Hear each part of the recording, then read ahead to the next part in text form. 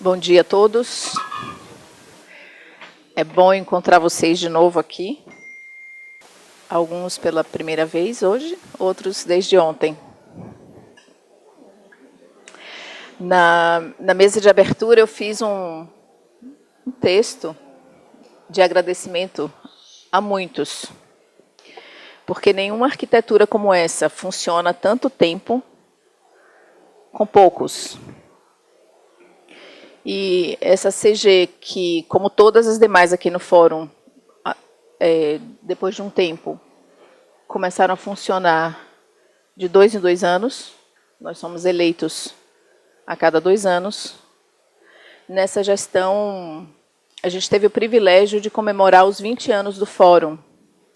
Então, ano passado, quem já estava por aqui, viu que fizemos várias atividades com esse intuito.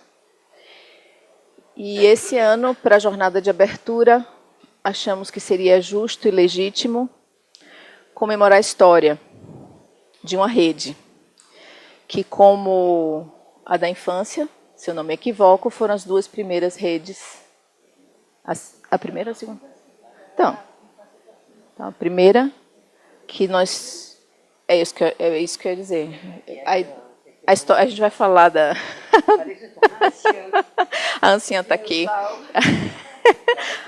A fundadora está aqui. Em 1999, a Dominique, junto com outros, fundou esse fórum. E falamos disso ano passado.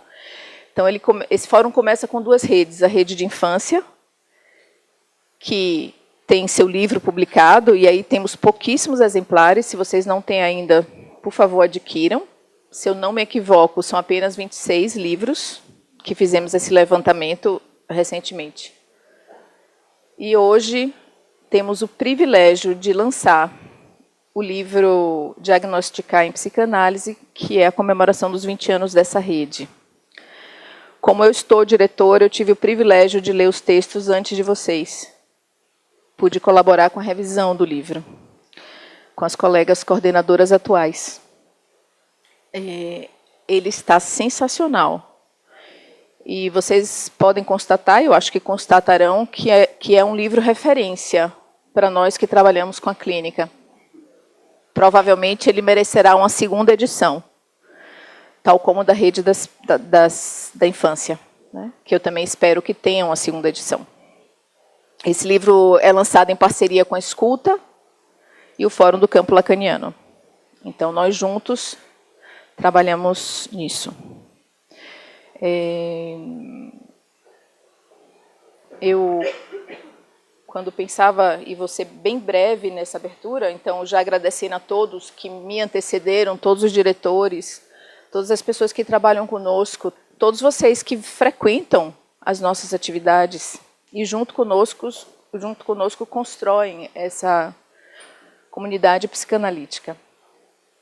E aí eu estava pensando isso da história, né? E aí fui vendo aqui, né, que há 400, 1.500 anos nos tornamos homens históricos e começamos a escrever o nosso relato. A nossa experiência, desde então, tem registros históricos. Mesopotâmia, Egito, Babilônia, China. Em milhares de anos a gente saiu das cavernas e sonhávamos. A perda da capacidade de sonhar nos leva ao fim. O fim da avareza, da inveja, dos ciúmes, eu não acredito tanto. Mas o fim de uma civilização, de uma raça, ele é possível, se nós não fazemos nada. Nós, quem somos nós? Somos poucos. E não necessariamente podemos não fazer muito e o meteoro pode cair também, né? De repente. Não temos controle de tudo. Mas podemos sim lavar as mãos. E bem lavadas. Recomendo o Ministério da Saúde. Em épocas de contaminação e vírus, essa é a recomendação básica e mínima. Temos muitos banheiros aqui. E é engraçado, porque se lavássemos as mãos mesmo, há muitos anos se sabe disso, mas nós não praticamos. A gente lava a mão assim no dedinho, né? para lavar a mão de verdade, a gente precisa fazer como os médicos fazem no hospital, tá? Até aqui. Lavar todos os dedos.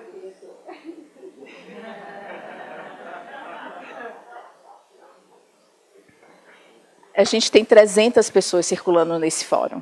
E esse é um fórum internacional. Então, é muito importante que cada um de nós tenha bom senso a cada vinda aqui. Mas não pelo coronavírus, não por isso, porque a paranoia que se cria pela mídia é desnecessária. Mas a simplicidade que existe em lavar as mãos, para mim, é para todos, né? E se eu não estivesse diretora, Dominique, eu não estaria falando nada disso, né? Eu só estaria praticando eu mesma lavar as mãos. Nós temos muitos banheiros aqui. E também o nosso fórum, desde o ano passado, é um fórum sustentável. Portanto, eu peço atenção a vocês de jogar os resíduos, porque resíduos, eles podem ser reciclados. Eu estava com a tampinha aqui, bonitinha, a tampinha que é reciclada, a tampinha de leite ninho, aquelas de alumínio, que estava no lugar do rejeito, que não pode ser reciclado. Esse vai direto para o lixão. O que não é reciclado vai direto para o lixão. Então, fiquem atentos aí nas nossas lixeiras e aos nossos sinais. É o mínimo que a gente pode fazer, tá bom? Então, eu agradeço as minhas colegas Glaucia Nagem e a Sandra Berta, que trabalharam muitíssimo, sou testemunha, para que esse livro saísse. Agradeço a Leonardo Lopes, que é o atual coordenador da Comissão de Publicação e atual secretário da Comissão de Gestão, o empenho em que esse livro saísse hoje, na nossa abertura, né? E não sem história, veja, eu não posso deixar de agradecer você, Dominique, junto com a Ana Laura, Elizabeth Saporiti e as duas, as três, mais as três. E mais outros, e muitos outros, começaram essa ideia, né? A Beatriz Almeida não está aqui, mas ela foi uma das pessoas que também foi coordenadora. A Beatriz Almeida acaba de se fazer presente, é ela, bem-vinda. Então, veja, para que algo se perpetue, precisa ter transferência, né? Precisa ter longevidade e continuidade. E é isso que nós vamos testemunhar hoje aqui, e diria que hoje é um dia de colheita.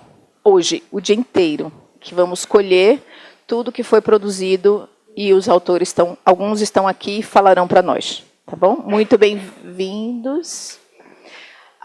O secretário da CG está pedindo para eu falar do preço do livro, R$60. No cartão, em dinheiro, R$67,50 no cartão de crédito. 60 em dinheiro. E tem todas as coleções aí. A gente precisa fazer o nosso livro circular, né? Então, façam uso também da nossa feira de livros. Muito bem-vindos, e passo a palavra imediatamente a Dominique Fingerman, a primeira.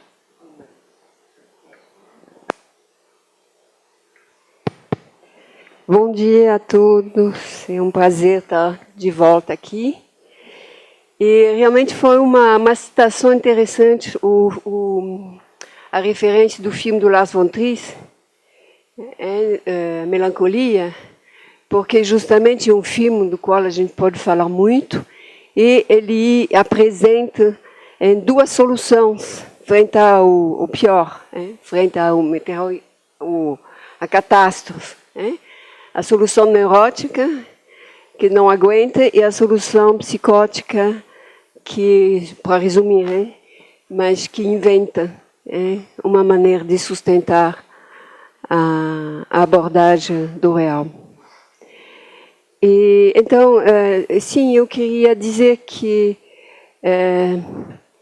essa frase que nos orienta, e vou tentar falar sobre ela, não recuar frente à psicose, foi isso que tornou absolutamente indispensável, imediatamente, na nossa saída da EBP, da Escola Brasileira de Psicanálise, em 98, e na construção do Fórum, em 99, foi evidente que nós precisávamos ter um lugar para cuidar da nossa relação com a psicose, com os psicóticos. Então, foi imediatamente que o esboço das formações clínicas, apresentou como projeto de trabalho tanto a rede de pesquisa com crianças quanto a rede de pesquisa sobre psicose.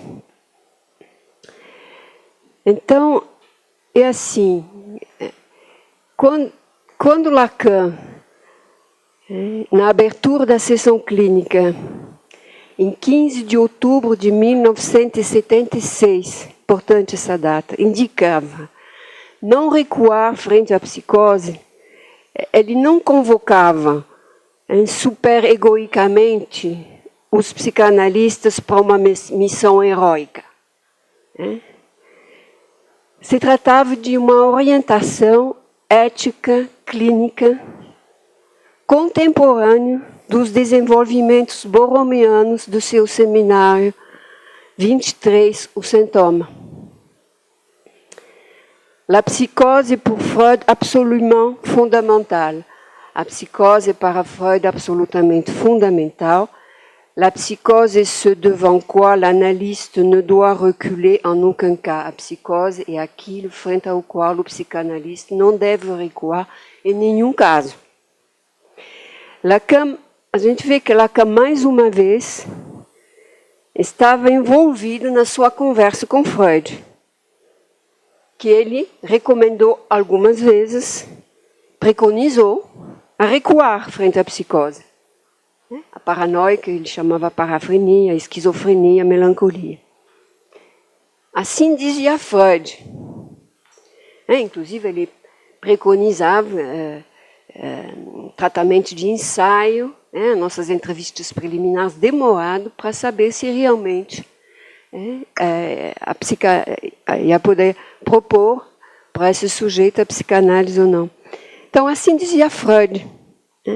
Embora, como mostra seu formidável estudo das memórias do presidente Schreber, ele próprio não recuou. Quando Lacan indicava de não recuar, ele estava coerente com a orientação da sua formalização da clínica que ele fez mudar a sua perspectiva, a sua concepção da psicose. O nó borromeano lhe permite destacar a psicose não pelo seu déficit, a foraclusão do nome do pai, mas pela sua competência própria de produzir, inventar um enodamento outro entre as três dimensões, real, simbólico e imaginário, uma maneira outra que não se sustenta na função paterna e a sua consequência para o tratamento do gozo, que é a função fálica. Sua tese de 1932, da psicose paranoica, da sua relação com a personalidade, conduziu Lacan para a psicanálise. Para a tese, ele começou a ler Freud, depois da tese, ele foi fazer análise com Loewenstein. E desde então, a psicose orientou a sua concepção da estrutura do sujeito. E a gente pode ler três tempos, o caso Aimé, o caso Schreber, o caso Joyce.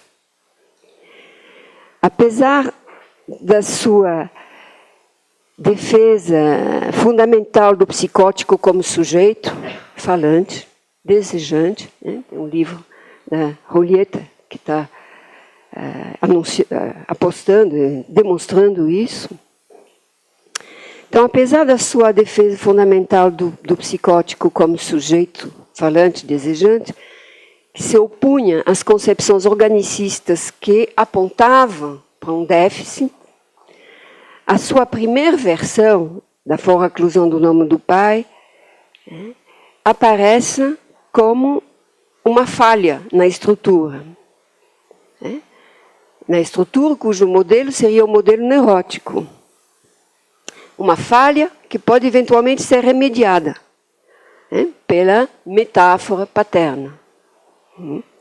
Um remendo que retoma, de uma certa forma, a função curativa do delírio do qual Freud tinha falado, observado, falado. Então, foraclusão do nome do pai, metáfora paterna, Mas a leitura do caso Schreber, lido por Freud, relido por Lacan, mostra a precariedade desse remendo, apesar da sua incrível complexidade. Nós tivemos, no começo da rede de pesquisa, assim, a oportunidade, desde o começo da rede de pesquisa, a oportunidade de trabalhar com casos, o caso Schreber também, mas um caso absolutamente fantástico que a Bia Almeida tinha apresentado, desse esforço contínuo, exaustivo, da teia de aranha que é um delírio para poder fechar todos os buracos da casa da paciente. Como que se chamava essa paciente? O nome Carlota. Tem uns casos assim inesquecíveis. E, você publicou esse texto no livro?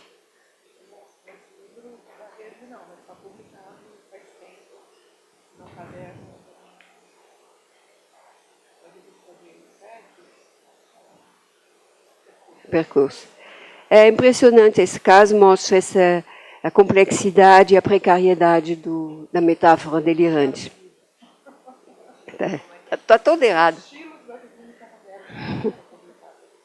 Então, a função do analista nessa concepção gira essencialmente, nesse momento, a gente pode dar mais detalhes, mas em torno de uma função de secretariado do passe.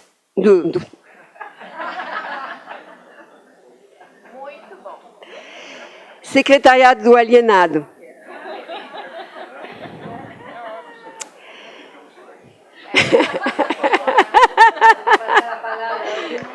Passa a palavra.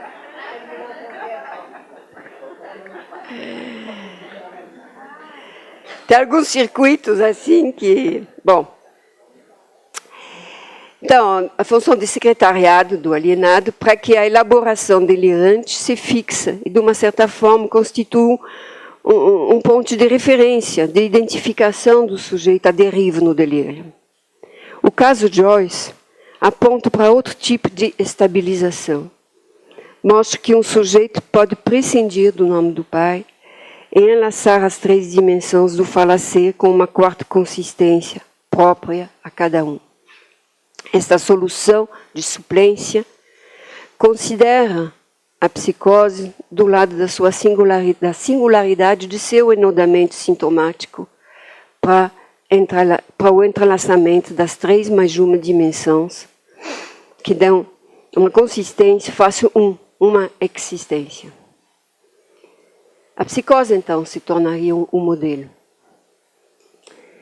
Eu disse um pouco mais para cima, abre aspas, cito, a formalização da clínica que lhe faz mudar a sua perspectiva sobre sua concepção da psicose.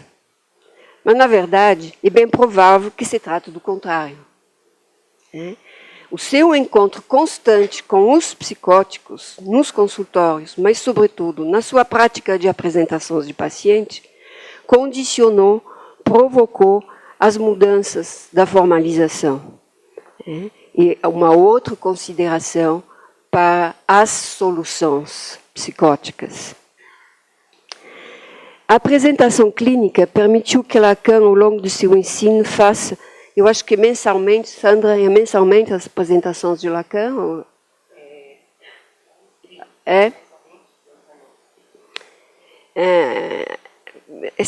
O que o Lacan faz mensalmente é esse exercício de ir ao encontro de um sujeito para que este lhe explique, frente a um público, aí o Lacan dizia para o paciente, que se interessa o que está acontecendo com você, que se interessa a ce que vous arrive. Então, para que ir ao encontro de um sujeito, para que lhe explique o que aconteceu com ele. E procura do desencadeamento. Como estava antes? Um interesse para a estabilização. Quais são seus impedimentos e recursos para se sustentar no laço com o mundo e com o outro? Cada apresentação apresenta os esforços aberrantes, quase inumanos, né? Extraordinários, no entanto, frágeis. Né? Para alguém achar uma estabilização entre essas três dimensões e a necessidade de se sustentar como um frente ao outro, frente à alteridade dentro. Fica evidente nessas apresentações que não existe a psicose, mas singularidades que podem se distribuir eventualmente nos três tipos: paranoia, esquizofrenia, melancolia. Três tipos, três maneiras de sustentar ou não o um perante a alteridade do outro. Fica patente também nessas apresentações que a psicose não é um estado fixado de uma vez para todo, que é um processo, com momentos diferentemente críticos ou estabilizadores. A questão das soluções de estabilização e dos episódios de desencadeamento aponta para o problema clínico que o psicanalista, que não vai recuar frente à psicose, deve considerar. Evitar o desencadeamento, ajudar, acompanhar os processos de estabilização. O psicanalista não deve recuar frente à psicose, que pode encontrar a todo momento no seu consultório. E aí toda a questão das entrevistas preliminares, mas que de qualquer forma, a partir dessa posição ética, não recuar frente à psicose, já que a psicose é uma maneira outra de produzir esse enodamento que o par-lettre, que o fala-ser, precisa produzir. Então, encontra a todo momento, no consultório, onde poderá acompanhá-lo no seu esforço de construção de uma solução de suplência, forçosamente hors norma, fora das normas. E este dispositivo de acompanhamento precisa ser inventado para cada um, a cada momento.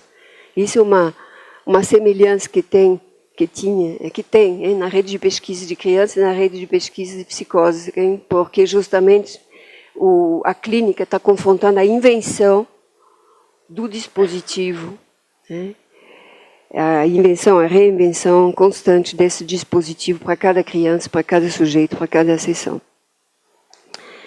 Não há normas para o dispositivo, mas há uma orientação ética, uma posição de presença,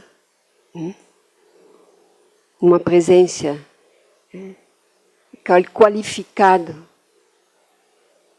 por palavra, Lacan usou várias vezes essa palavra, uma presença qualificada pela sua atopia e a sua apatia. A gente poderia conversar mais sobre isso. O dispositivo conveniente para cada sujeito no consultório, nas instituições, necessita quase sempre, forçosamente, extensões, inclusões de outros parceiros, psiquiatra, família, equipes, enfermeiros, aqui, até, etc. Então surge um outro problema, que é a minha questão atual, a minha emergência atual, na minha posição analítica de não recuar frente à psicose. Surge um outro problema. Como compartilhamos com outras pessoas nossas invenções do dispositivo adequado, conveniente para cada caso? Constatamos nesse ponto que o dispositivo que precisa ser inventado a cada vez depende de nossa disposição psicanalítica, mas depende e muito das condições do discurso. E as condições do discurso nos anos 40, nos anos 50, nos anos 70, com a antipsiquiatria, e no século XXI não são as mesmas.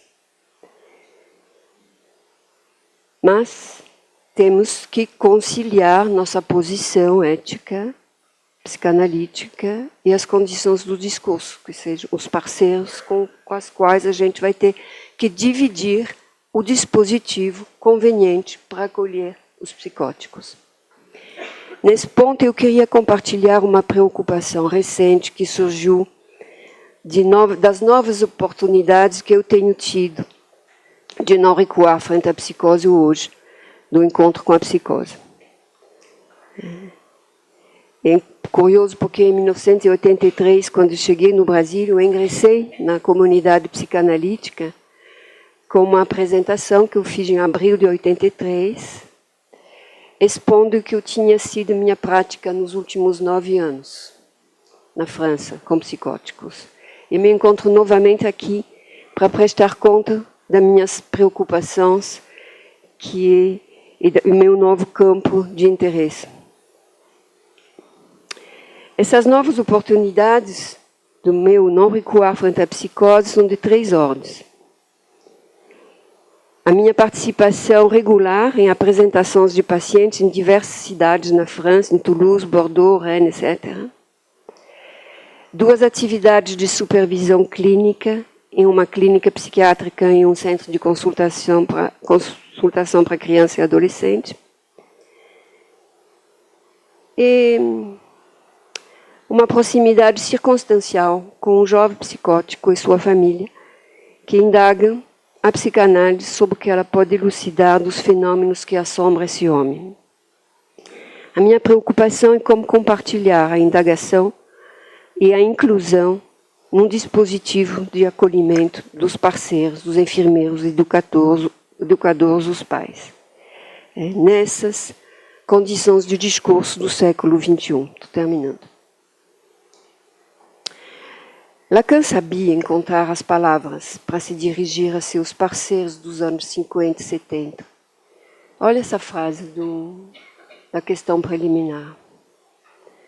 Uma desordem no ponto de junção, no mais íntimo do sentimento de viver, do viver. Uma desordem no ponto de junção. Ela está falando da articulação. No mais íntimo do sentimento de viver. Eu queria ter inventado essa frase para poder falar para meu amigo, meu novo amigo psicótico, um pouco sobre o que ele estava vivendo. Na apresentação de pacientes, durante 1 hora e 30, com todos os cuidados, nos adentramos à construção estranha, bizarra, nos caminhos do labirinto onde foi constituído esse ser. O nosso interesse, o nosso desejo de psicanalista, ele faz abrir os caminhos e descobrir campos e construções dos quais ele não fazia ideia.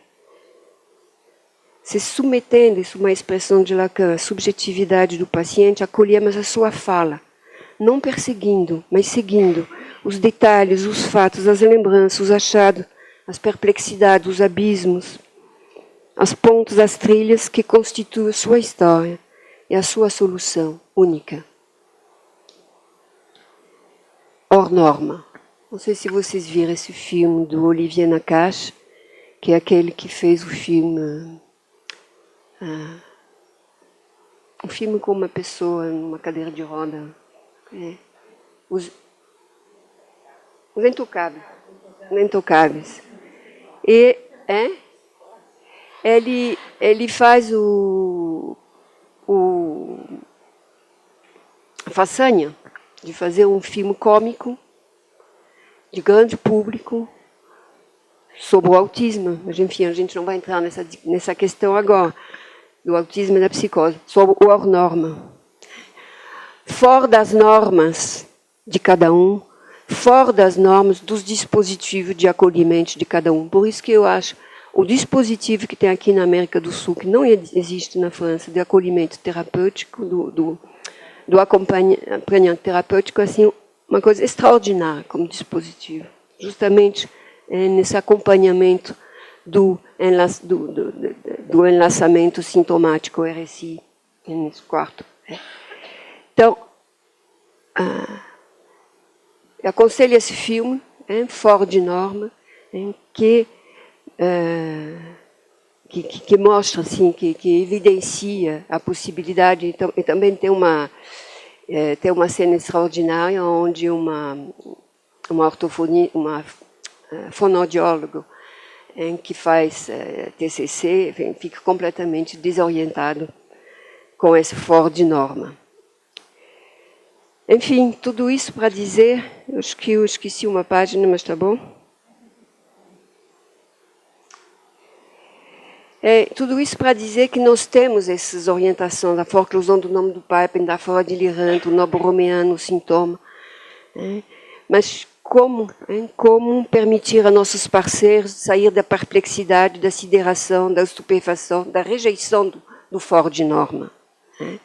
Nomeando, destacando os fenômenos, os fatos, os gestos, para elaborar condutos, gestos, dispositivos, que evitam os desencadeamentos e acompanham as soluções de suplência estabilizadoras. Para que o outro não esteja ameaçador e perseguidor, para que o corpo próprio não esteja tanto o sítio da perplexidade e do desconcerto. Hoje é isso, a minha maneira de recuar, de não recuar frente à psicose, e ser à altura das questões das equipes com quem eu trabalho. E também eu queria poder responder ao meu jovem amigo que me perguntou outro dia, me disseram que eu sou esquizofrênico, você que é psicanalista, o que você pode me dizer?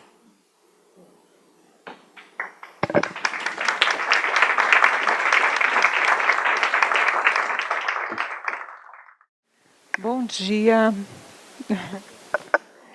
Vamos lá, né? Tá baixo? Oi, melhorou? Então, me foi pedido para escrever um pouco do percurso da rede, né? Então, acho que a minha fala vai bastante nesse sentido, e depois eu coloco uma questão que está presente no texto que eu estou publicando nesse livro. A rede de pesquisa sobre as psicoses, um percurso. Frequentei a rede de psicose desde seu princípio em 1999. Dominique Fingerman e Sandra Bossetto eram as coordenadoras. Em 2002, Dominique deixou a coordenação e me convidou para coordenar em seu lugar junto com a Sandra Bossetto. Mas continuou conosco por alguns anos, né, Dominique? Sandra Bossetto precisou deixar a coordenação, eu não me recordo o ano, que foi quando entrou Sandra Berta em seu lugar. E aí passamos a coordenar juntas. Que ano, Sandra, lembra? 2004. Tá. 2012 foi meu ano de licença maternidade na rede. Gláucia Nagem entrou para me substituir como coordenadora. Quando retornei em 2013, convidamos Gláucia para continuar na coordenação conosco. No início de 2018, saí da rede para coordenar com Adriana Grossman e Luciana Guarreschi a rede de psicanálise e feminilidade. Seguiram Gláucia e Sandra na coordenação da rede de psicose e cá estamos. Começamos os trabalhos com a leitura de textos da psiquiatria clássica. Eu não vou me recordar exatamente as datas, né? Eu primeiro escrevi esse texto, depois eu peguei os boletins que eu tinha em casa. Dos primeiros anos, a gente não publicava o que estava sendo estudado. Aí, a partir de um certo ano, começou a aparecer, né? Se bem que tem... em 99, a gente fazia... Não, pode ficar. Em 99, a gente tinha umas folhinhas assim. Era mensal. Então, é muito interessante porque já em 99 tem lá publicado que haveria algumas datas que os participantes da rede apresentariam um caso clínico e que teria um debatedor. Então, em 99, já tem aqui uma data que eu iria apresentar um caso clínico e que a Sandra Bosseto, acho que seria minha debatedora. Depois a Sandra ia apresentar um texto e a Dominique seria debatedora, algo por aí, né? Então, eu não sei se a gente começou com os textos de Freud ou com a psiquiatria clássica, mas estou dizendo aqui que começamos com os textos da psiquiatria clássica, que nos permitem localizar os antecedentes do pensamento freudiano acerca das psicoses. Eram textos ricamente descritivos, textos em que buscavam a etiologia das afecções psicóticas e a descrição sintomática. Textos de uma psiquiatria bastante clínica com os quais Freud dialogava. Seguimos para a leitura dos textos freudianos acerca das psicoses. Aí a gente leu alguns textos. Lemos a tese de Lacan sobre a Aimée, né, Mara? Acho que várias pessoas aqui presentes participaram da rede ao longo do tempo, mas lá no início a Mara esteve presente com a gente durante muitos anos. Raymond também, né? Raymond, não lembro que ano entrou, mas esteve muitos anos junto com a gente. Né, porque era um tempo que a rede era pequena. Né? Então, lemos a tese de Lacan sobre a Aimée e voltamos à Aimée novamente muitos anos depois. Em seguida, escolhemos pesquisar os diagnósticos e os tipos clínicos dentro da estrutura psicótica e nos debruçamos sobre livros e coletâneas de psicanalistas contemporâneos, como Antônio Quinet, Colette Soler, Bernard Nominet, entre tantos outros. Pesquisamos a paranoia, a esquizofrenia e o autismo, e a mania e melancolia. Em 2003, detivemos nossa pesquisa e nos dedicamos a escutar e debater mensalmente com vários colegas que sustentavam um trabalho institucional na rede de saúde mental. Isso foi o ano de 2003, né? Convidamos pessoas de fora do fórum, por exemplo, Isabel Marazina, o Nelson Carroso, Moisés da Silva Júnior, né? Enfim, eu não vou me recordar de todos.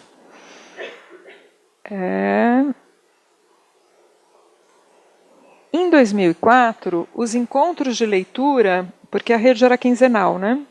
Em 2004, quer dizer, aí em 2003 foi mensal, em 2004 os encontros de leitura foram alternados com encontros de discussão e escrita de casos clínicos. E esses encontros, então, quinzenais, que alternava com a leitura, para a escrita de casos clínicos, eles já tinham uma intenção, eles eram preparatórios para uma jornada e para a publicação de um livro. Fizemos a jornada em 2005, As Psicoses e Seus Tratamentos Possíveis. Mas o livro não saiu. Está saindo agora, já em outro momento e com outros textos. Mas a jornada nós fizemos, né? Aqui está o cartaz dela.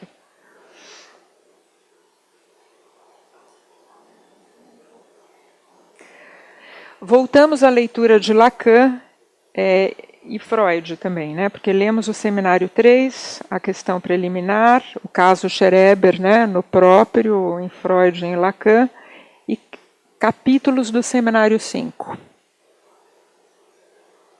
Isso provavelmente levou mais de um ano, né? Vale ressaltar que o debate acerca da solução pela metáfora delirante, como elaborada na questão preliminar, né, a todo o tratamento possível das psicoses, que então essa tese de Lacan da solução pela metáfora delirante, de um rearranjo simbólico imaginário, né, um rearranjo uma metáfora simbólica que rearranja o imaginário, né, pelo ideal no lugar do significante paterno paracluído, sempre nos inquietou. Né? Isso sempre foi uma questão para nós na rede.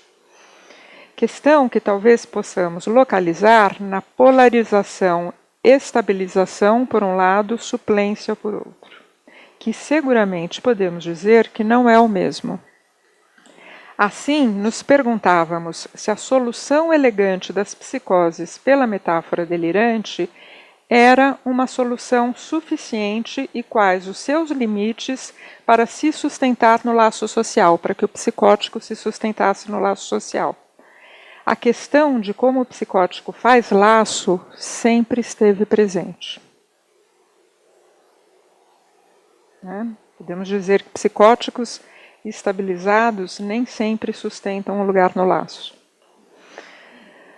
A rede crescia a cada ano e saíam alguns participantes e chegavam muitos outros. Eu queria muito que passássemos... eu pulei uma coisa, gente, desculpa. Só um trechinho. A indicação na questão preliminar sobre uma solução ideal no lugar do significante foracluído nos levou a localizar nossa pesquisa em torno das identificações nas psicoses. Então, lemos o seminário 9 e outros textos.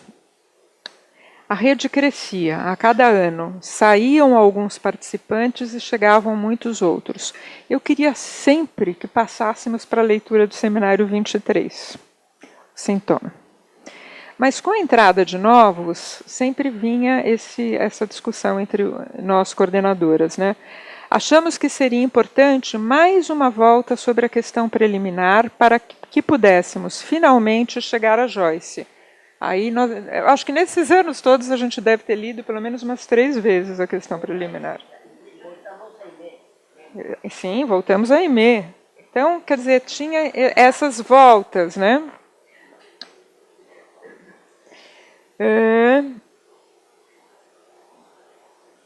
Achamos que seria importante mais uma volta sobre a questão preliminar para que pudéssemos finalmente chegar a Joyce. Finalmente chegamos à leitura do seminário 23. E não foi fácil acertar o tom, com a entrada de muitos novos participantes. Assim, no ano seguinte, fizemos a leitura do livro de Soler, As Lições das Psicoses, para encontrar um eixo, para depois retomar a pesquisa na perspectiva dos nós borromianos. No ano seguinte, saí da rede. E quem pode nos dar notícia do andamento da pesquisa são Gláucia e Sandra. Um questionamento importante sobre o funcionamento das redes é sobre como trabalhar com o fluxo de pessoas que entram e saem. Considerando os novos membros, os novos participantes, muitas vezes é preciso retomar os fundamentos, o que pode nos fazer caminhar muito devagar. E constantemente precisamos lidar com essa divisão. Seguimos em frente ou acolhemos os novos, retomando os fundamentos? Acredito que na rede de psicose fizemos os 2 movimentos, retomar e seguir. Mas já se vai muito longe a leitura dos antecessores, a leitura de Freud, dos primeiros seminários de Lacan. Leituras que retornam talvez nos módulos de leitura ou em outras redes. Eu digo isso porque também, às vezes, em situações de supervisão de pessoas que frequentam as formações clínicas, na hora de fazer um diagnóstico de psicose, eu tive algumas experiências da dificuldade de quem chegou aqui lendo os últimos seminários, indo direto aos nós. A pessoa, situações da pessoa não conseguir sacar a psicose no diagnóstico. Então, esses fundamentos eu acho fundamentais. Nessa perspectiva, vale dizer que as redes de pesquisa aqui no Fórum São Paulo têm o propósito de dar lugar aos problemas cruciais da psicanálise na atualidade. E consideramos as questões das psicoses e da saúde mental um problema crucial da atualidade. Nesse sentido, achamos importante mantê-la, a rede, aberta para os analistas que atendem psicóticos e trabalham em instituições. e que buscam endereçar suas questões para uma formação orientada pelo ensino de Freud e Lacan. Perspectiva ética que segue a convocação de Lacan aos analistas na sua questão preliminar: não recuar frente às psicoses. O que se faz ainda mais importante em tempos de preocupante retrocesso nas políticas públicas de saúde mental e de precarização do SUS. Nesse sentido, acolher os jovens analistas e os não tão jovens assim, que se dispõem a atender psicóticos nos serviços públicos e nas instituições, é crucial. Gostaria também de enfatizar que a rede é lugar de debater a clínica. São as questões forjadas na prática clínica as que mais fazem avançar o estudo da teoria. O debate clínico era mais fácil nos primeiros anos, quando a rede se constituía de poucos participantes. Tínhamos tempos de debater um caso e voltar ao mesmo caso ainda algumas vezes. A gente fazia algumas voltas sobre o mesmo caso. Casos dos participantes, né?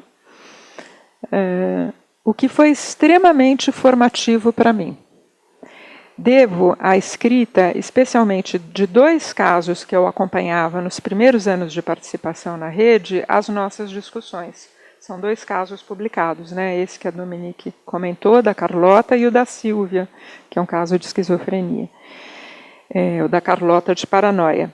Dominique, frequentemente, quem conhece a Dominique sabe, nos estimulava a escrita, né? Que foi bastante importante. Ela não só estimulava, como ela convocava mesmo, né? Foram bons anos. Não poderia deixar de mencionar as apresentações de pacientes que sustentamos desde 2008, em parceria com colegas psicanalistas, coordenadores de pesquisa sobre as psicoses em outras instituições. Cito Mauro Mendes Dias, que esteve na confecção desse projeto desde 2007, pela Escola de Psicanálise de Campinas. E os que vieram depois, no ano seguinte mesmo, né? José Valdemar Turna, pela Casa de Saúde São João de Deus, onde fazíamos as apresentações, e também ele era responsável por um seminário sobre as psicoses que ele sustentava no CEP. Quando da saída do Mauro, da Escola de Campinas, passou a fazer parte, mas eu não me lembro em que ano, passou a fazer parte da parceria também Luiz Américo, membro dessa escola, que foi rebatizada como Tiquê. Mauro, saindo de Campinas, passou a sustentar a parceria através do Instituto Vox, em São Paulo. Devemos muito ao trabalho compartilhado e à colaboração que tivemos desses colegas. O andamento da pesquisa trouxe inquietações muito importantes e atuais, que inclusive dividem o nosso campo. As variadas leituras e interpretações acerca da clínica dos nós, e em especial ao que concerne as psicoses. Leituras que trazem consequências para a clínica e que estão na ordem do dia e que não merecem uma resposta precipitada nem rápida, mas o trabalho rigoroso e minucioso da leitura de Lacan e do que os colegas têm extraído e proposto a partir de suas leituras. Essa é a encruzilhada e o momento profícuo em que nos encontramos. Glaucia e Sandra poderão falar mais acerca disso. As leituras são variadas. Existem abordagens, existem leituras que prescindem da clínica estrutural de Lacan e abordagens que a reafirmam ou que seguem com elas. Assim, gostaria de retomar a questão acerca da suficiência ou não da solução elegante pela metáfora delirante, ao menos nos casos de paranoia. Então, farei uma precisão dessa questão com um trecho de Soler, de 2018, do lançamento no Brasil, em Lacan, Leitor de Joyce, página 81, de Soler, sobre Schreber. É, portanto, o delírio que no início foi pensado como uma solução para a falha da foraclusão. Mas percebe-se justamente que da tentativa de cura por meio da elucubração e pelo sentido, né, a suplência por meio da lógica do sintoma há mais do que um passo, né? Aliás, o comentário de Lacan sobre o Schreber de Freud é inteiramente construído sobre um pressuposto que o nó borromiano exclui, esse pressuposto. É o pressuposto da subordinação do imaginário ao simbólico e dos efeitos de indução do significante sobre o imaginário. Indução é o termo dele, Lacan. Esses efeitos lhe permitem dizer, por exemplo, que sem o grande outro, o sujeito não pode sequer se sustentar na posição de Narciso. E permitia ainda situar o significante do falo como efeito da metáfora do pai, concluindo que para Schreber a determinação simbólica se demonstra na forma como a estrutura imaginária vem a se restaurar, né? Com o nó borromiano, dando esse passo, com o nó borromiano, ao contrário, Lacan não cessa de repetir que as três consistências são autônomas e equivalentes. Não há subordinação, portanto, e que é somente por meio do seu enodamento que elas podem ter incidência uma em relação à outra. Seria preciso seguir passo a passo todas as teses mais conhecidas de Lacan que se encontram e devem se encontrar modificadas por esse passo. Lacan se encarregou de ajustar a tese que diz respeito ao delírio com seu todo mundo delira, né? Foi essa a modificação que ele fez. Todo mundo delira e, portanto, não se trata de um privilégio. Com efeito, cada um, louco ou não, está armado com uma pequena ficção particular, seja ela invenção própria ou emprestada, conforme o caso, que garante a ele seu ser inscrevendo em um significante e dando-lhe uma cara. Mas essa elucubração linguageira mente sobre o real e para todos. Fecho aspas da citação de Soler. Então são questões: primazia do simbólico versus equivalência dos registros, carência do significante fálico ou desenodamento, solução pelo ideal, metáfora delirante, estabilização ou enodamento pelo sintoma, né? Prescinde-se do diagnóstico estrutural ou não, são perguntas. No texto que escrevi para o livro Quando os Referentes Voam, faço uma abordagem de fenômenos das psicoses, né, que são supervisão de pacientes que estão desestabilizados, né, em CAPS, por exemplo, né, CAPS, Hospital Dia. Então, faço uma abordagem de fenômenos das psicoses pela carência da significação fálica. Problematizo o limite da solução ideal nas paranoias e cito um sujeito paranoico, que é o João Leite Ribeiro, que escreveu esse livro, né? Então, o que eu escrevo eu retiro daqui. Embora eu já fosse velho conhecido, né? Não, ele era já um velho conhecido, porque ele era um paciente do Gui, e o Gui sempre dava aula de paranoia na casa, falando desse caso. E é interessante como o Gui foi sustentando, né?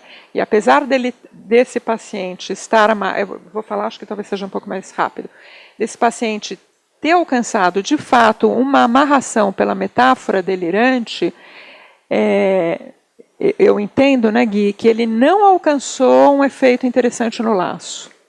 Ele fez a metáfora, ele atingiu uma estabilização, mas o efeito no laço foi com isso. Com o livro. Foi com o livro. Hoje ele é palestrante, ele dá aula, ele tem grupos de autoajuda que ele coordena no Proesc, né? E foi o Gui que levou ele até aqui, né? Junto! Não, durante anos e anos e anos, eu escutei o Gui dizendo que ele tinha um material para publicar e como seria bom que ele publicasse. Certo? Secretariado. Quem fez o livro é ele. Então, eu cheguei aqui ao João, né, ao João Ribeiro, que eu creio que pode nos ajudar muito em avançar com essa questão. O que ele fez? Né?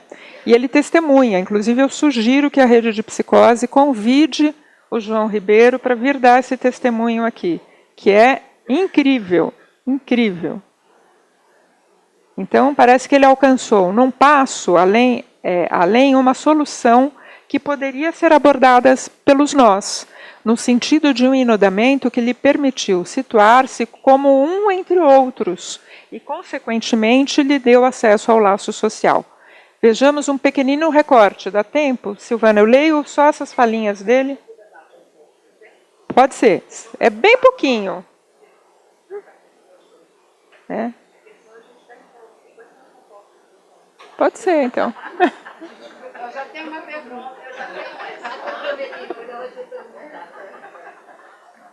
Ok, gente, muito obrigada. Depois eu conto para você os recortes do João. Afinal, cortes, recortes, tessituras, remendos, sigamos. Muito obrigada, Beatriz. Sandra. Bom, muito obrigada por tudo. Obrigada, Silvana, que está diretora, por acolher nossa proposta também, né, de organização desta jornada. E especificamente a Dominique, pela introdução não somente conceitual, sino clínica. Havia que obedeceu, que bom, até demais, né?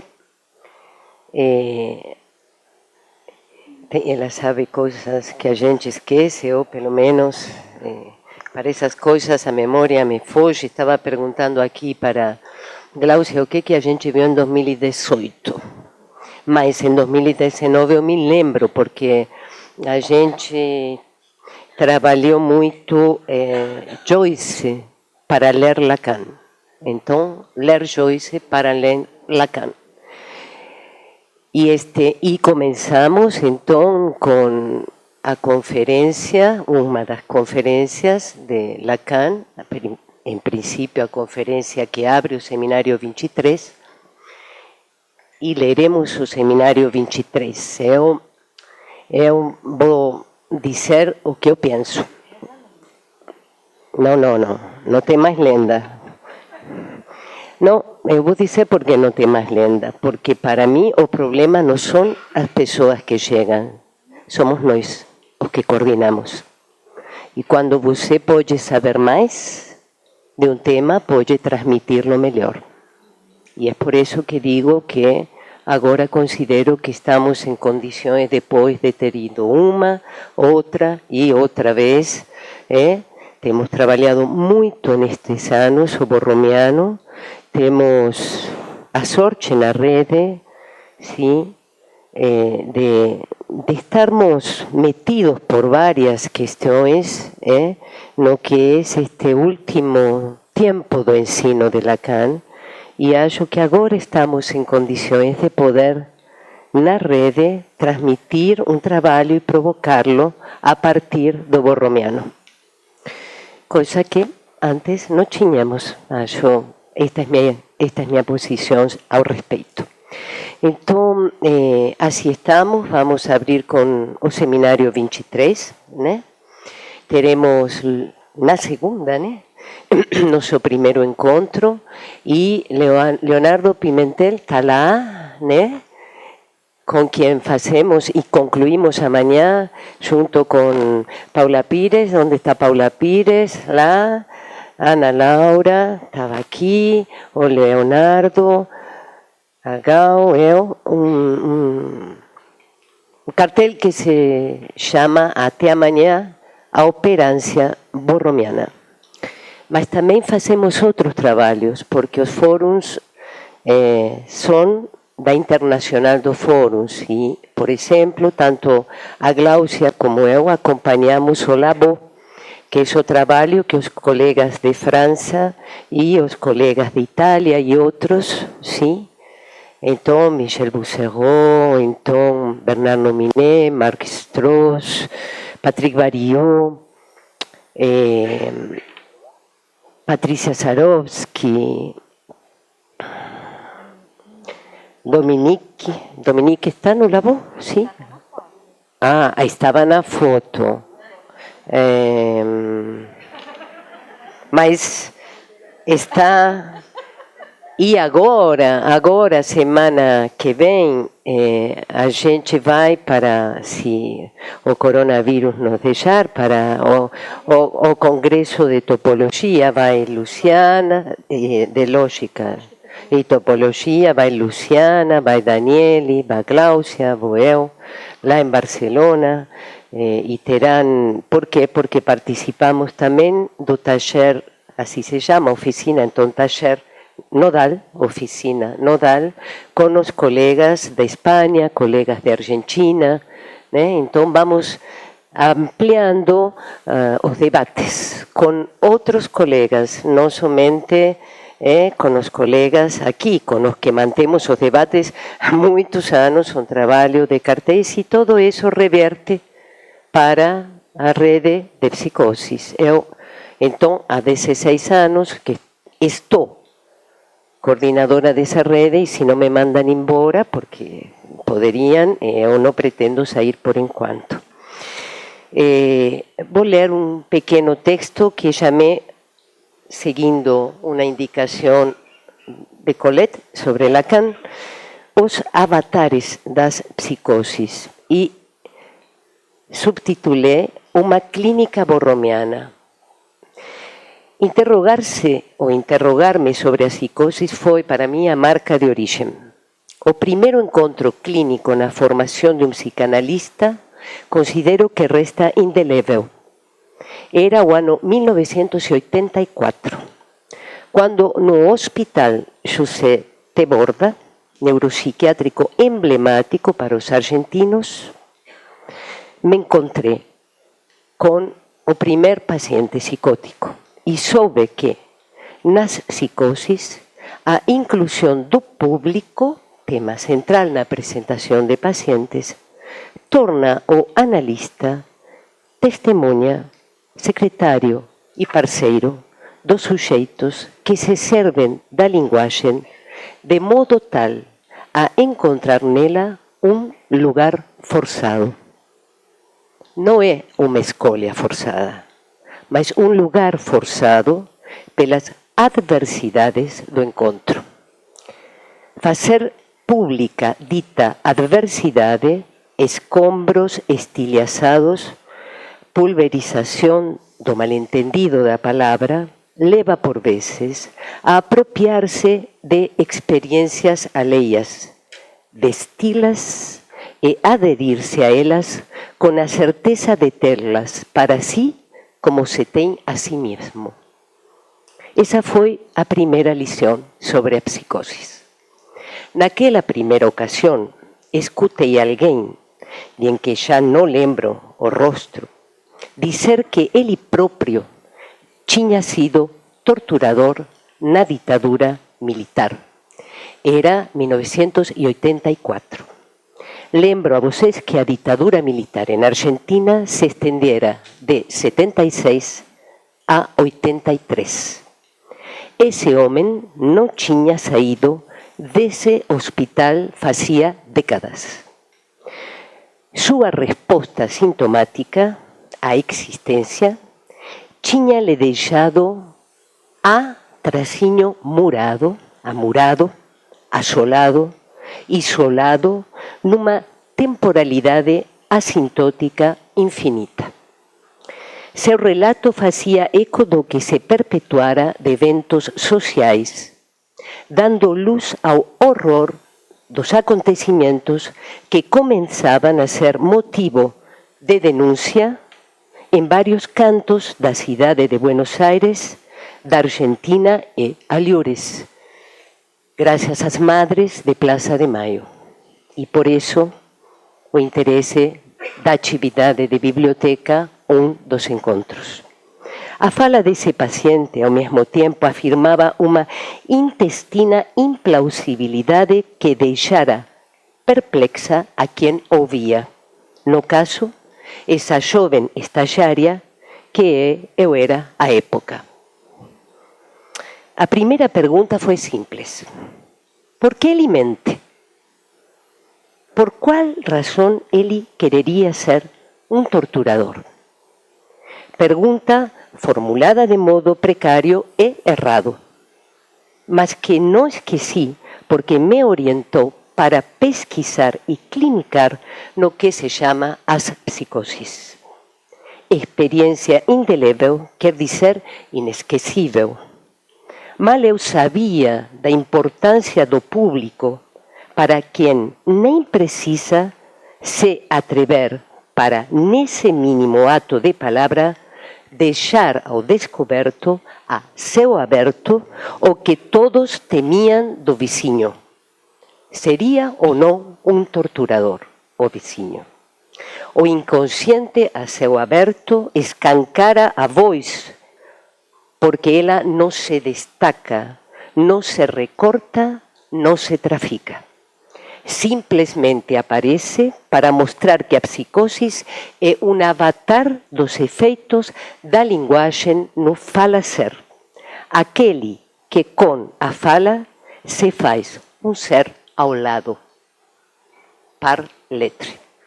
Os avatares da psicose promovem estranheza, incomodam ao interlocutor, exigem deslocamento e uma disposição aos efeitos da linguagem sem a priori.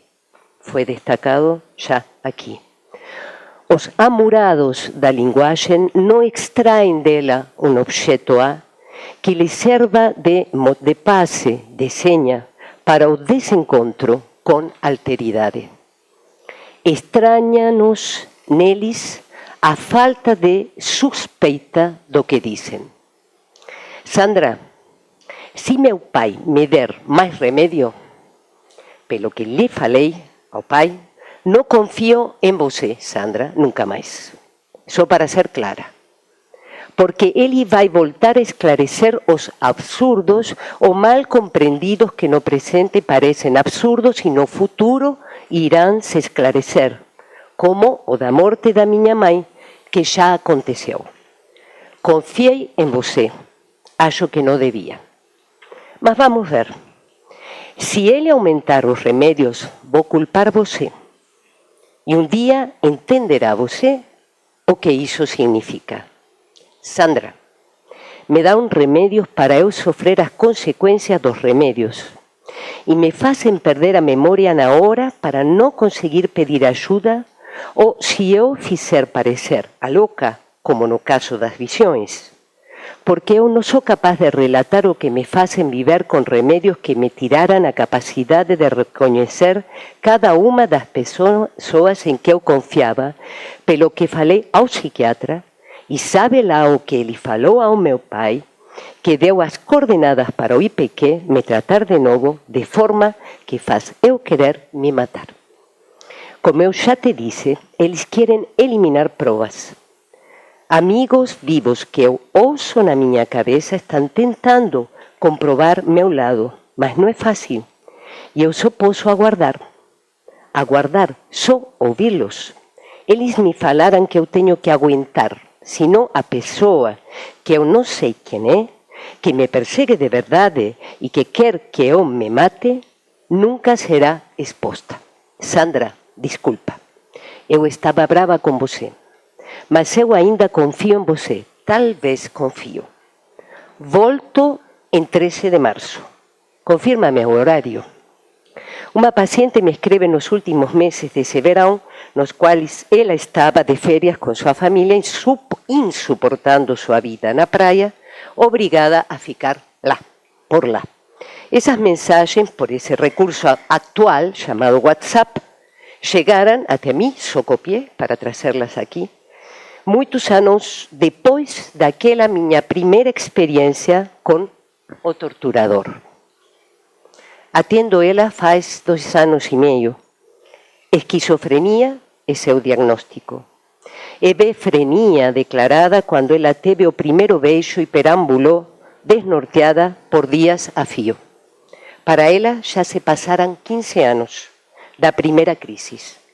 No caminho perdeu sua mãe, que morreu de um AVC. Algumas internações foram deixando muito atrás a chance de aproveitar seu primeiro lugar no vestibular em Belas Artes. Acolho ela, talvez, para e por ser a única testemunha que não considera que dizer da voz da sua mãe é coisa de louca barrida. Essa voz ela precisa para não se sentir tão só. Afinal, lhe orienta nos momentos de maior desespero. Modalidades do sintoma na psicose que um analista não deveria a priori, ele mesmo, o analista, amurado num discurso, fazer-se herdeiro dos diagnósticos da psiquiatria, apagando o singular desse dizer. Advirto que tenho conversado com o psiquiatra frequentemente, alguém sensível a psicanálise. As vozes, e em particular a voz da sua mãe, acompanha essa paciente. Essas vozes possibilitam que ela desenhe, estude inglês, estorbe a bibliotecária de Belas Artes para estudar a série de Fibonacci. Ela adverte a mim, a bibliotecária, e sabe-se lá a quem mais, que ela é quem inventou a série de Fibonacci, assim como ela é quem curou o câncer do presidente Lula.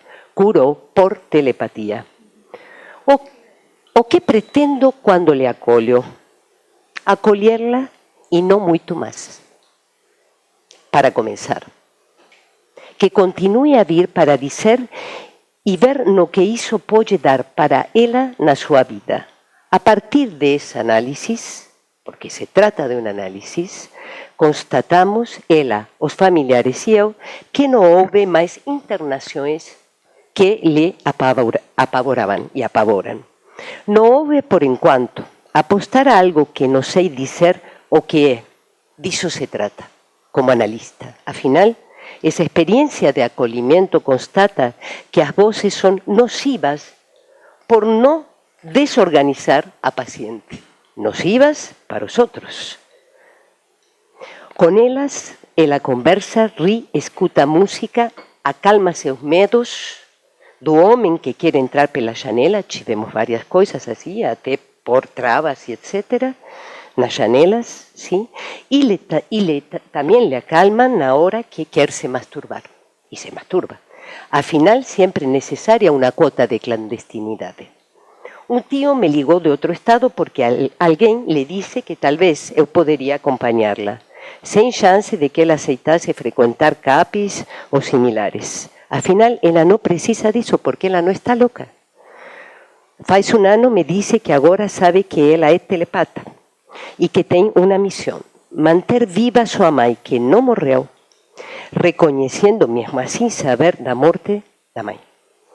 Essa mãe com quem sempre brigara porque ela mãe jamais compreendeu que ela, a paciente, era uma menina reservada, uma adolescente tímida até a crise primeira. Essa mãe é agora sua parceira através da voz. Não são alucinações, insiste-me dizer. A voz da mãe é seu recanto e sua missão, porque naquele tempo poderá fazê-la voltar de um além que não se chama para ela morte. Desculpe-me, vou seguir um pouco mais. Faz 3 anos acompanho o leitor. Um leitor com maiúscula. Joyce Proust, de cabo a rabo. Diagnóstico de autismo, um absurdo esse diagnóstico. Apenas um episódio alucinatório, lê em inglês.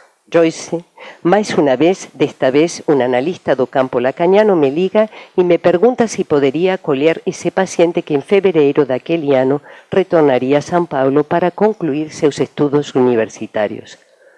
Formou-se pela USP, escrevera como pensa em se suicidar. Uruguai era o lugar indicado no mapa mundi para a hora da sua morte.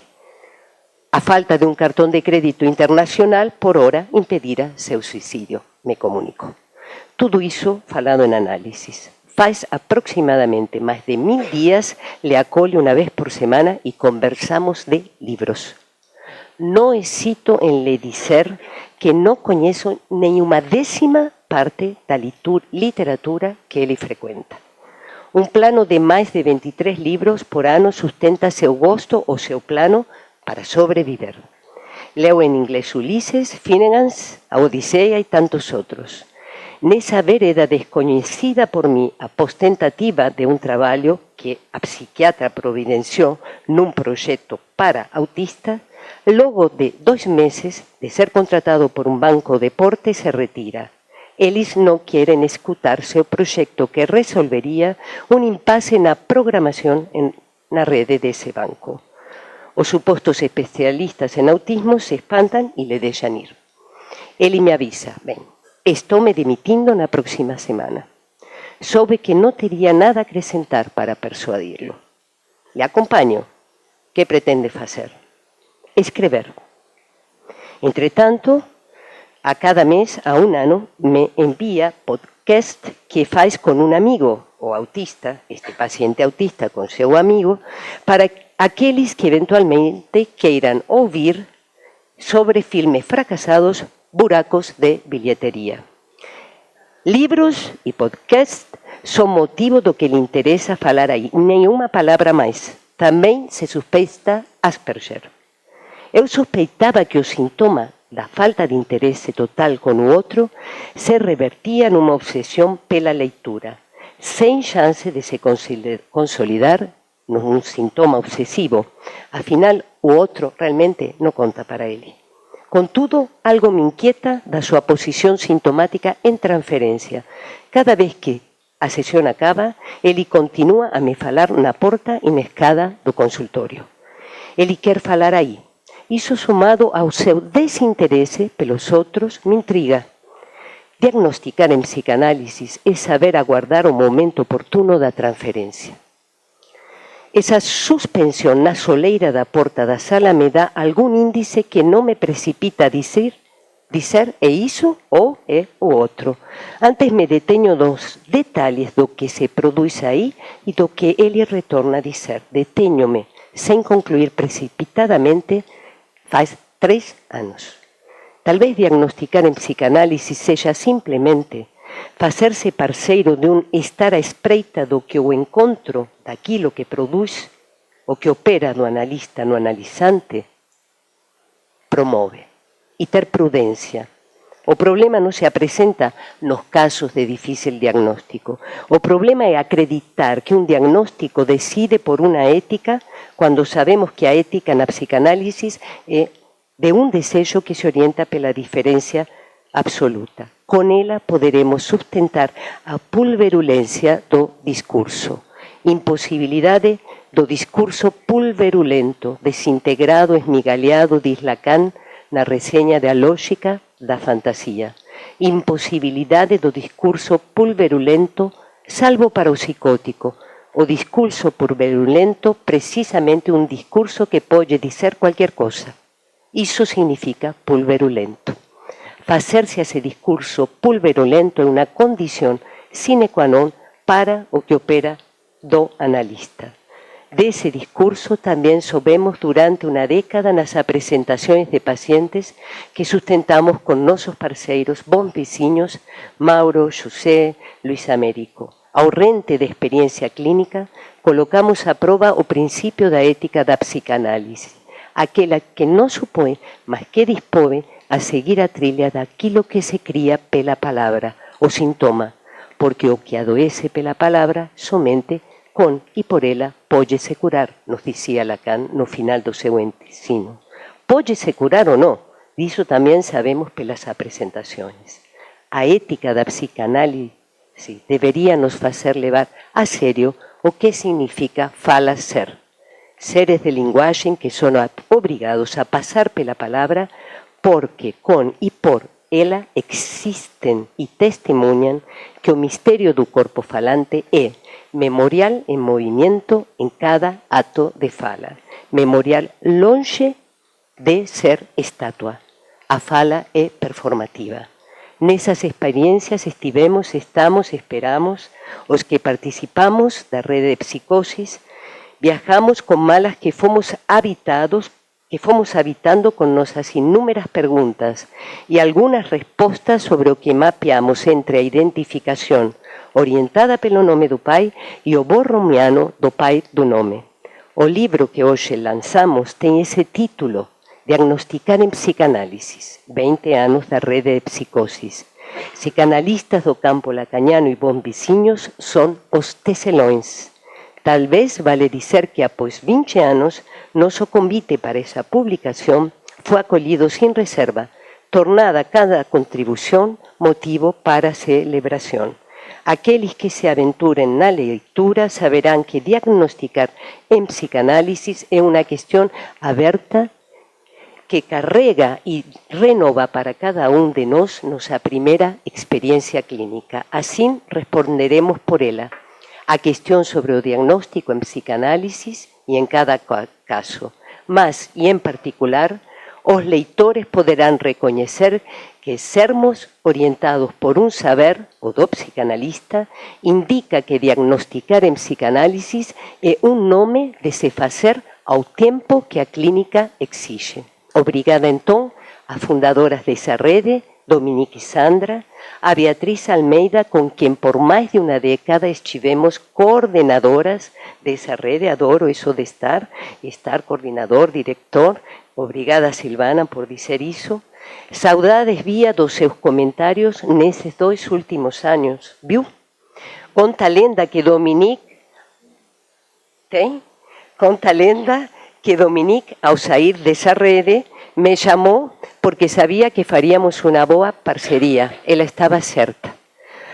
A Glaucia Nagem, que se juntou a esse estar coordenadoras e com quem faz alguns anos aprendemos a enodar e desenodar, e aprendemos com ela porque ela põe mão na massa e isso ajuda muito, o borromiano que Lacan nos legou quando se trata do diagnóstico de cada falacer. Aos participantes que contribuem acompanham quincenalmente por essa aventura. A Comisión de Gestión y de Publicación por sustentar a realización deste libro, a editora Escuta, aos autores, cada un por razones de longa data, a Silvana Pessoa, Leonardo López e Glaucia Nagem por estarmos decididos a queimar un verão, carnaval incluído, en prol dessa publicación. Bons trabalhos para 2020 para a nossa rede.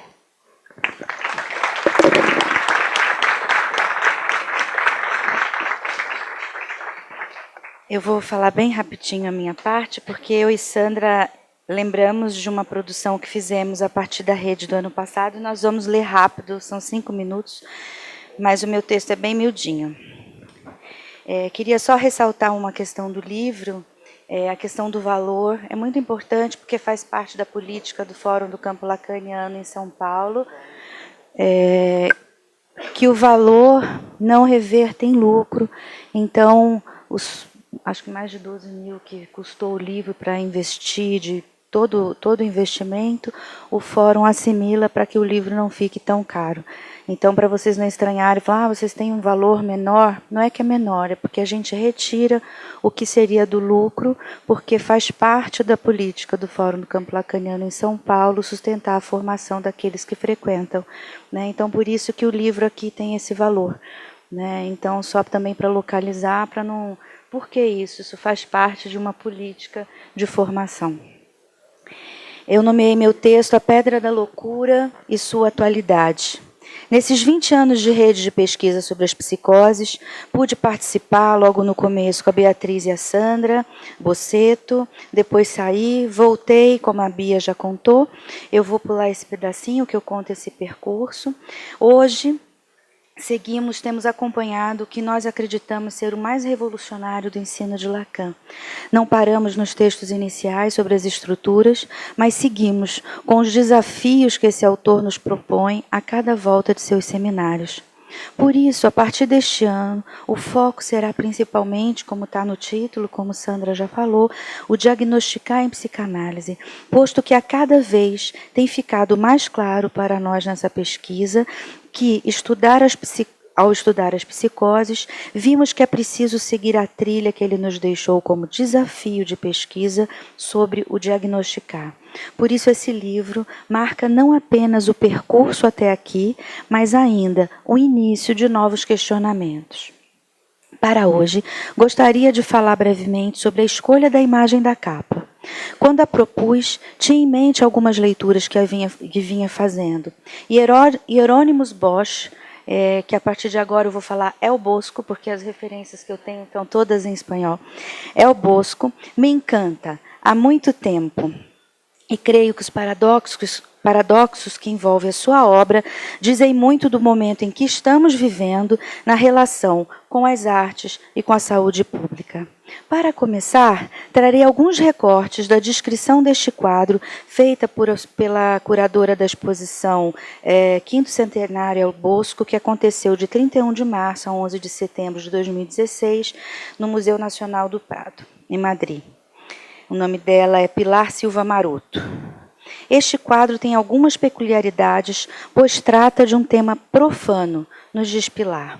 No centro de uma superfície retangular, El Bosco traçou um círculo em cujo interior representou a cena da extração da pedra da loucura. O pintor criou um espelho para onde nele se pudesse ver a necessidade e a loucura humana, e o situou no mundo rural, oposto da nobreza e da vida urbana. Está na imagem, eu botei ali, mas quem já tiver comprado o livro, vocês conseguem seguir. Isso é o que está na imagem do quadro. Como se faziam as miniaturas, dispôs ao redor do círculo uma decoração de laços dourados sobre um fundo preto e uma inscrição de letras góticas também douradas na parte superior. Mestre, livra-me rápido desta pedra. E na parte inferior, meu nome é Lubert Das. Fecho a citação de Maroto. Adoro o sobrenome dela. Antes de seguir com a descrição, paro nesta ideia do espelho da pedra. Quem nunca ouviu que alguém está louco de pedra? Muito provavelmente temos essa ideia herdada de uma ideia medieval, onde se considerava que o louco tinha uma pedra na cabeça. Ainda como uma ideia deste período, tanto Maroto quanto os outros autores que escrevem no catálogo supracitado, a ideia de que a loucura era algo da população pobre e dos camponeses. Nesta imagem, temos o médico charlatão, indicado pelo chapéu de funil. Na cabeça do médico tem um funil de cabeça para baixo, o símbolo do engano. Realizando a cirurgia, o símbolo do engano. Realizando a cirurgia para a retirada de uma pedra e diante dele um velho monge com uma mão estendida e na outra mão uma caneca de cerveja. A velha, supostamente pelos pesquisadores, a mulher do paciente, além da pose típica da melancolia, essa pose é a pose típica da melancolia que segura aqui. Quem nunca, né? Tem em sua cabeça um livro que talvez indique a falsa ciência, um livro fora da cabeça. Nesta cena, surpreende que o cirurgião, o falso, extrai da cabeça do paciente não é uma pedra, olhem na imagem, é uma tulipa. Uma espécie de nenúfar, como o que está posto sobre a mesa, talvez restos de uma cirurgia anterior. Essa flor é associada também nesse período, por alguns, como Ariel Bonel, a uma por alguns ao dinheiro, mas Arias Bonel aponta que é uma associação ao sexual. Nesse caso, o que faria o cirurgião, mais que curar a loucura do paciente, nos diz esse autor, é castrar-lhe, anular seu desejo sexual, sua luxúria, e, portanto, devolver-lhe aos canais da sociedade e à moral cristã.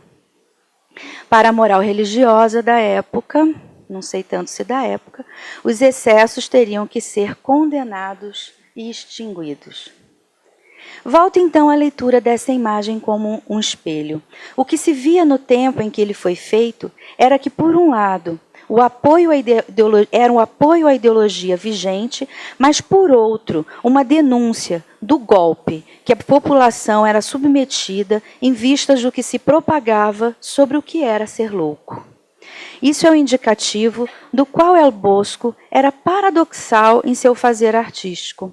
Paul van der Broek conclui em seu texto Axiologia e Ideologia de El Bosco, dizendo: nasceu assim uma dupla leitura, a de que havia um Bosco ortodoxo e um Bosco herético, que se manteve entre os autores espanhóis e barroco.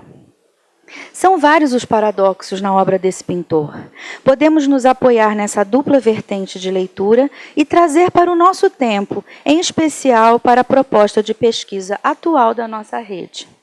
Sabemos que Lacan entrou na psicanálise pelas mãos de Aimé, uma psicótica, e em sua prática manteve a pergunta pela psicose sempre em dia. No entanto, quando avançou sobre o tema da topologia, sua leitura e abordagem da psicose avançou e fez alguns giros. Michel Busserot nos diz que, a partir de Joyce e em relação a Joyce, que se determinou a posição original de Lacan na psicanálise, e irredutível a Freud, em particular nisso que concerne sua doutrina do sintoma. No entanto, modifica imensamente sua concepção das psicoses. Assim, avançamos sobre a leitura dos seminários dos anos 70, esse ano, acompanhando suas invenções e provocações para repensarmos a cada dia, a cada quinzena, não somente as psicoses enquanto estruturas clínicas, mas, sobretudo, o diagnosticar em psicanálise. Soler chega ao final de seu livro, Lacan, leitor de Joyce, a afirmar... Não, perdão. Eu estou com pressa, eu mesmo pulei minha referência. Temos o que Soler chega a afirmar, isso é no outro texto dela, é uma volta a mais sobre função e campo, que Lacan era mais flexível do que nós somos hoje.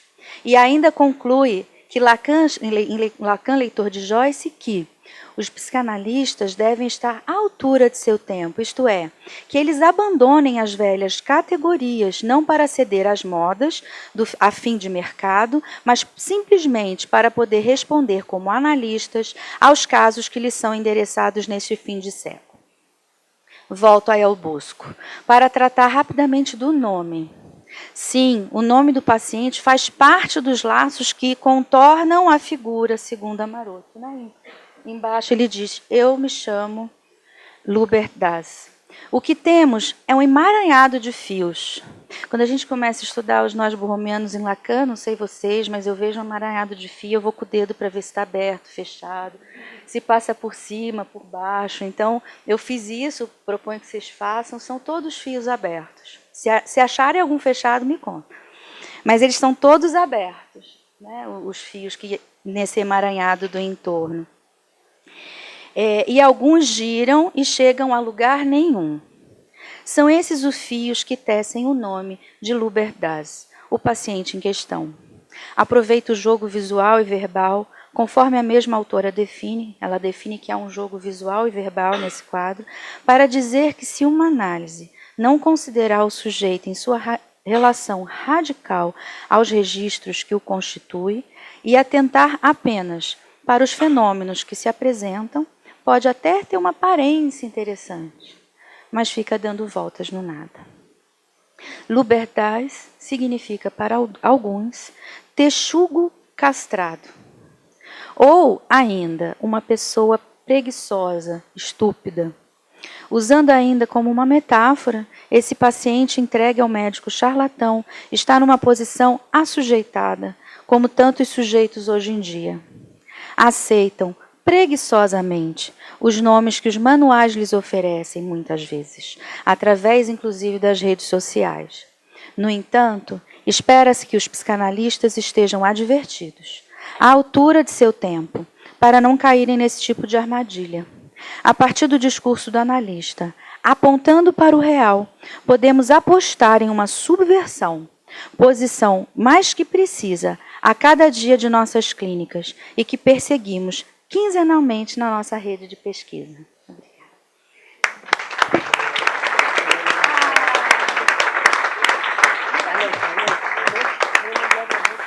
É que a gente fez um trabalho para o Rio, a gente nunca tinha apresentado aqui no fórum. E é uma produção da nossa rede, por isso que a gente queria ler para encerrar. Vai. Botei seu nome, vai. Ela que escreveu, não fui eu. Vai. Ler Joyce para Lacan ler. Nossa rede de pesquisa sobre a psicose recuou. Há 6 anos, na leitura do Seminário 23, sentimos que era preciso realocar os conceitos, reler os passos que Lacan deu até o 23. Voltamos. Neste ano passado, pensamos em agarrar o touro com as unhas e percorrer o velho desconhecido. Recuamos. O fim no começo. Acordar. O som que nosso jovem Lacan, de 19 anos, ouviu em suas visitas a Shakespeare and Company, quando o próprio Joyce lia os capítulos de Ulisses. Montamos uma bibliografia inicial antes de entrarmos no Seminário 23. Nela já percorremos aquele momento, o retrato do artista, quando jovem, as epifanias, Ulisses e, claro, fomos para o Finnegans. Ler e ouvir os sons em inglês não tem feito acompanhar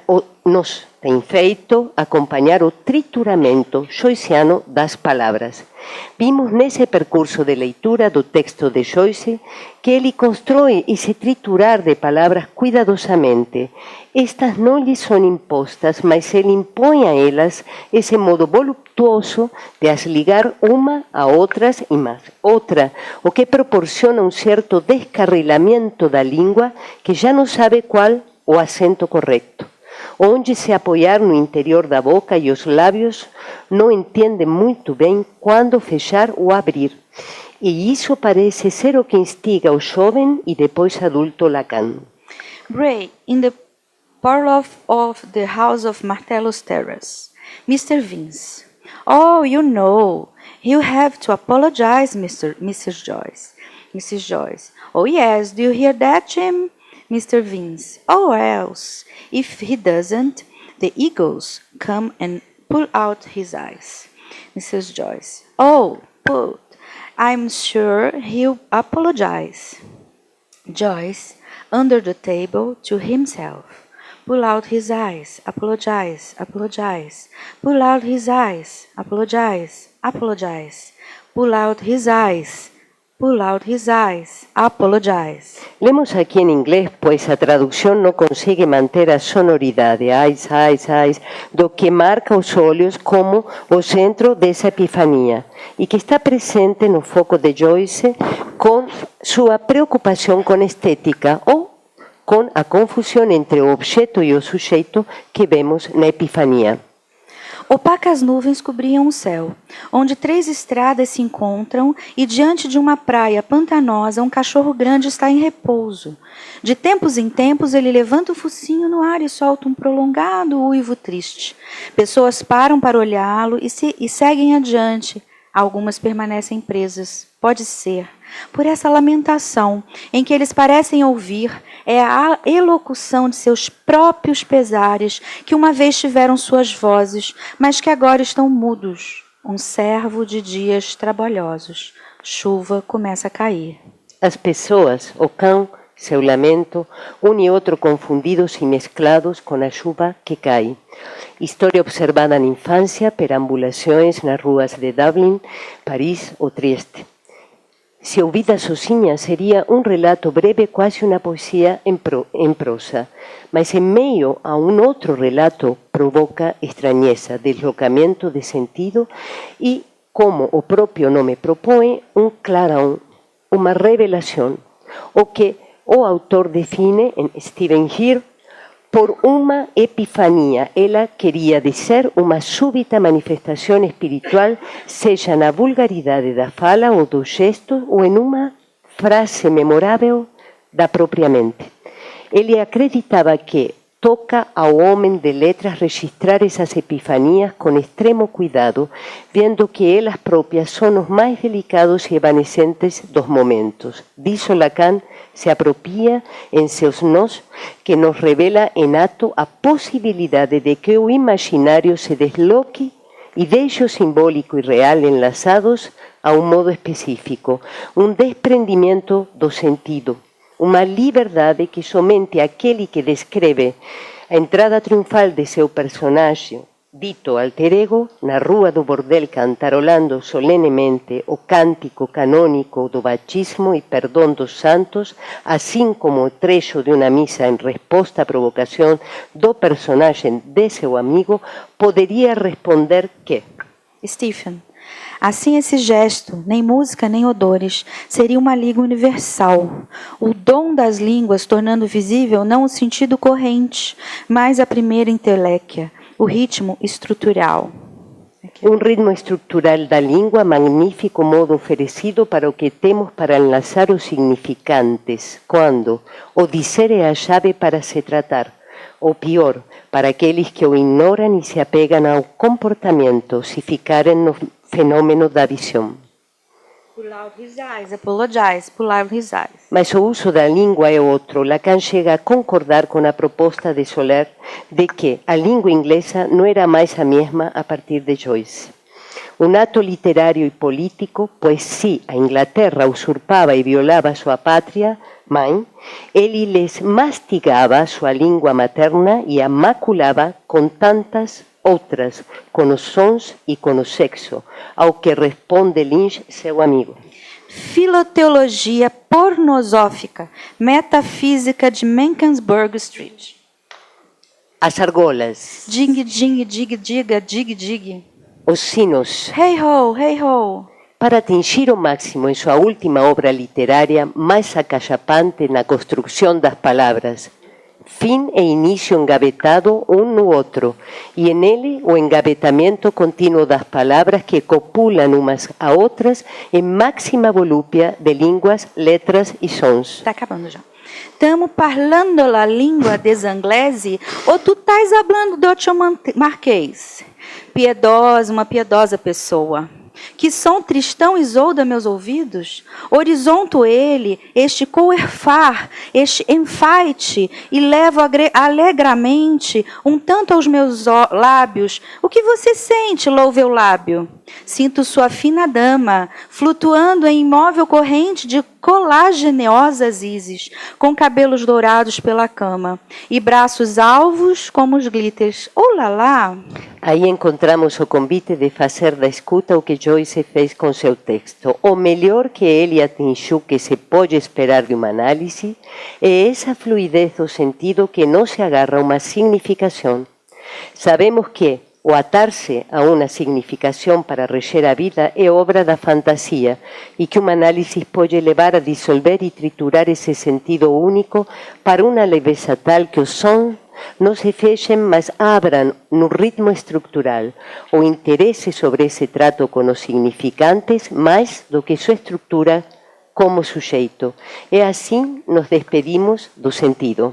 Mas eu vou me soltando desse resto que é tudo que eu detesto, solunaticamente em mim só, por todas as suas culpas. Sim, eu vou indo. Eles não hão de ver, nem saber, nem sentir minha falta.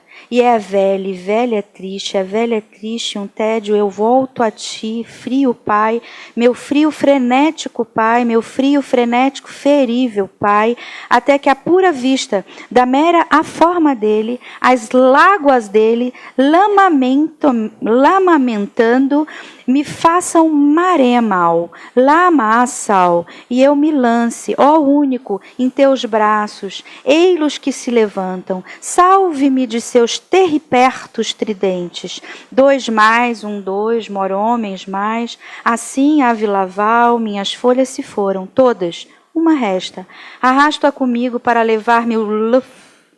Tão maviosa manhã, a nossa, sim, leva-me contigo, paizinho, como naquela vez na feira de brinquedos. Se eu ouvir desatar sobre mim agora asas branca abertas, como se visse arcanjos, eu pense-o decairei a seus pés. Humilde, só para louvá-lo. Sim, enfim, é lá, primeiro. Passamos pela grama, trás do arbusto para gaivota, umas gaivotas, longe grito, vindo longe, fim. Aqui. Nós, após. Fim é quem? Fim é quem? Toma, bosculo veate, memomormin, ti milêmio, fim. A mim, limilêmio, laps, leps, lips, leps, laps, lomelise, estou terminando, só um segundo. Não. Lomelise, não. Lome, lempe, um lap, laps, de um lápis. Almenium, niá, nha, inhapá, lançuque sé, assuivre. Thanks, Joyce. Merci, Lacan.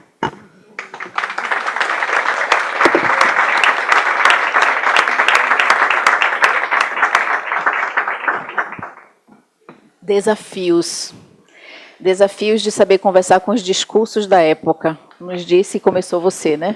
E a propósito da rede, né? Desafios para seguir com a pesquisa, né? E a gente está sem tempo, né? O desafio.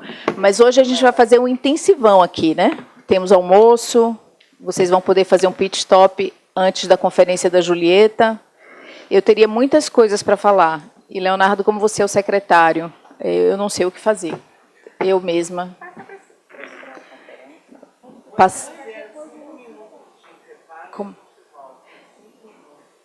Eu lamento, eu espero que vocês conversem com as colegas da rede, né? E a gente vai trabalhar esse ano aqui, quem está chegando também.